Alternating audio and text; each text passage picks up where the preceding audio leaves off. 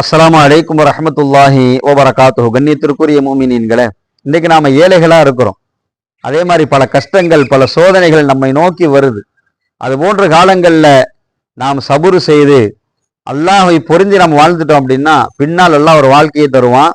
நாம எதிர்பார்த்திருக்கவே மாட்டோம். நமக்கா இந்த வாழ்க்கை என்று நாமே மிரண்டு போகக்கூடிய அளவுக்கு, பிரமிச்சு போகக்கூடிய அளவிற்கு உண்டான ஒரு வாழ்வு அல்லாஹ் நமக்கு தருவான். வரலாற்றில் அழகான ஒரு செய்தி, செய்தன அபூ ஹுரைரா ரலியல்லாஹுடைய செய்தி. பின் நாட்கள் அவங்க வாழ்ந்த வாழ்க்கையை பத்தி அவங்களே சொல்றாங்க.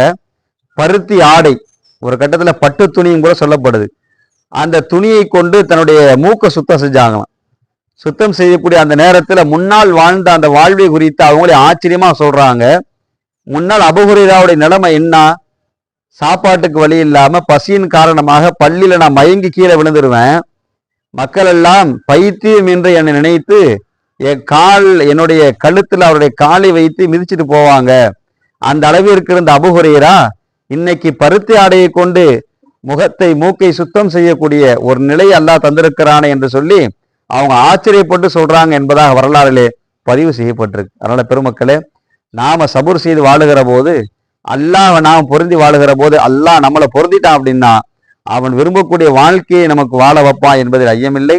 அப்படிப்பட்ட வாழ்வை அல்லாஹ் நாம் அத்தனை பேர்களுக்கும் தந்து கண்ணியமாக இஸ்ஸத்தாக அல்லாஹ் வாழ வைப்பானாக.